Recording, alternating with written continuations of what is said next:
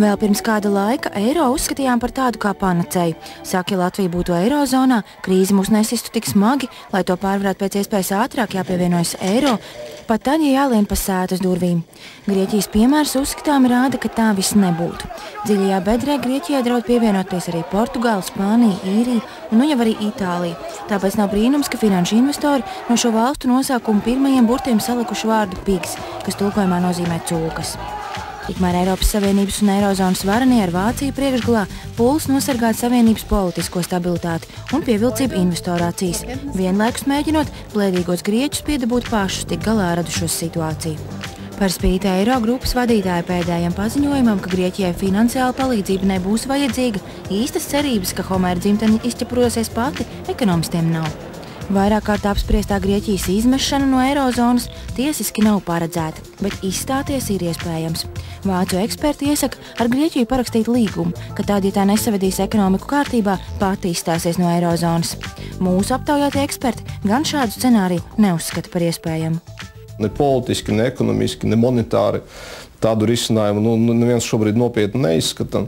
Un es arī nedomāju, ka tuvāko gadu laikā viņš var aktualizēties. Tas īstenībā nav izdevīgi arī pašai Eirozonai, jo tas var izraisīt tik lielu neusticēšanos šim reģionam, kā sekas varētu būt ļoti sliktas.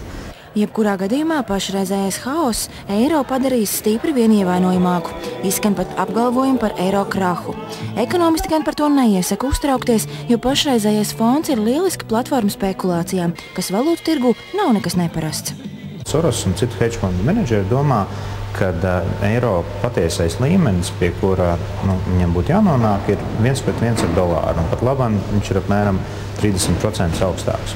Un tā kā viņi ir izlēmuši, ka ekonomiski fundamentāli eiro līmenim būtu jābūt zemākam, jo eirozona saskanās lielām problēmām, viņi ir izlēmuši mēģināt ar spekulāciju palīdzību nodzīt viņu uz leju. Ekonomisti par zemu eiro kursu īpaši nesatraucas, jo pašreizējais ekonomikas glābiņš ir eksports. Eiro kļūstot lētākam, Eiropas preces to pievilcīgākas ASV, Japānas, Ķīnas un citu lielo patērētāju acīs. Nevelti arī amerikāņi vairāk kārt ir izmantojuši lētā dolāra stratēģiju eksporta palielināšanai.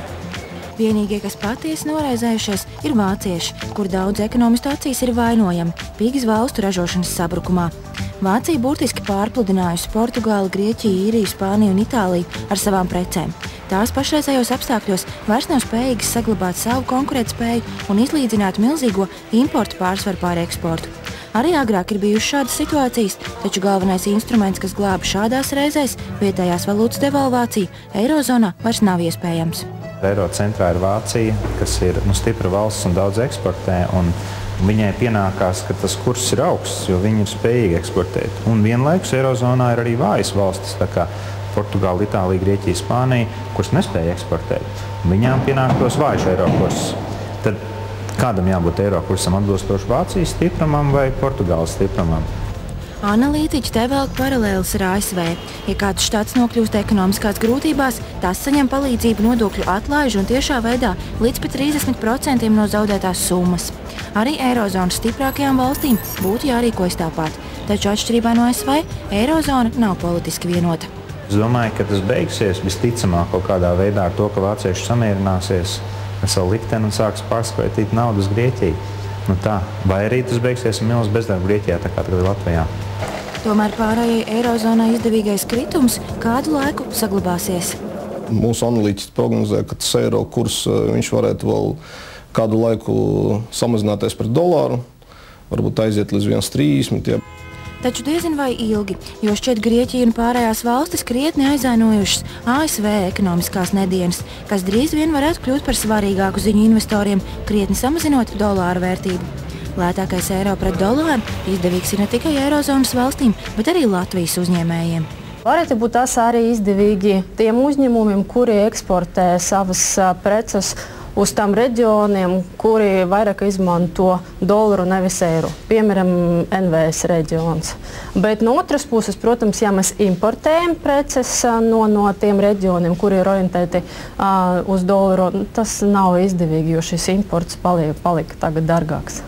Jebkurā gadījumā šī ir laba mācība Latvijai, liekot saprast, ka Eirozona ir lieliska vieta, kur būt tikai tad, ja ir konkurētspējīga rūpniecība, kā piemēram Vācijai.